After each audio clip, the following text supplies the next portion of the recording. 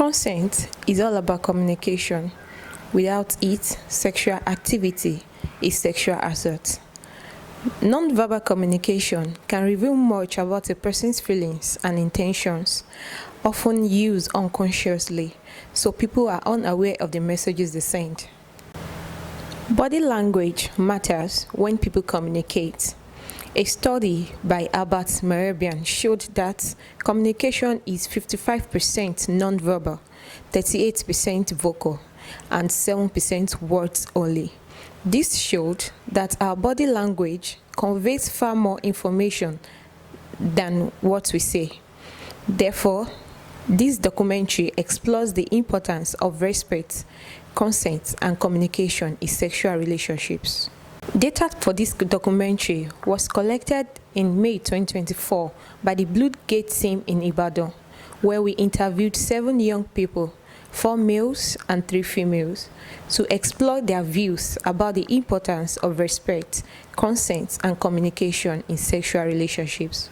When asked what respect means in a sexual relationship, most people mentioned that respect involves knowing the type of person you are with, accepting your partner for who they are, and understanding boundaries.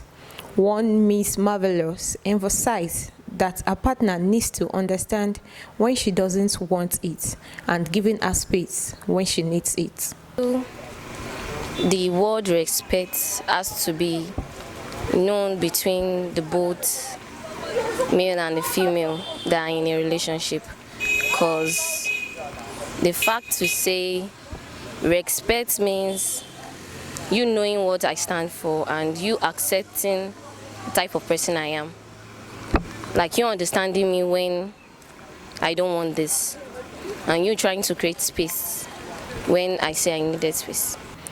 Our team further asked their opinion on whether their partner needed to seek their consent before making out. The majority of participants responded affirmatively to the importance of obtaining consent before making out. One of the participants emphasized that consent is crucial in a relationship. To me, I believe consent matters in a relationship, because without your partner consent and you move closer to her, it can lead to rape, and it all depends on moods. And at times, most partners might be going through 1 or 2 things, and at that moment, they might not be interested in having any sexual interaction with you. So at times, you need to seek their consent, like, okay, babe. And I believe there should be a code also. Like, when you speak the code, like, babe, let's do this, and like, okay, no problem, rather than just forcing yourself on them. When asked how can one express discomfort during sexual intercourse, all the respondents stated that they would express themselves through facial expressions and verbal communication. A participant mentioned using her facial expressions and voice to say, "Babe, I'm not feeling it anymore, let's stop this."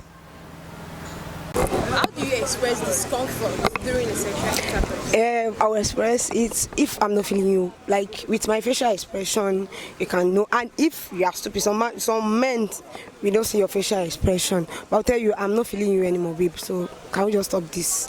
I don't want it.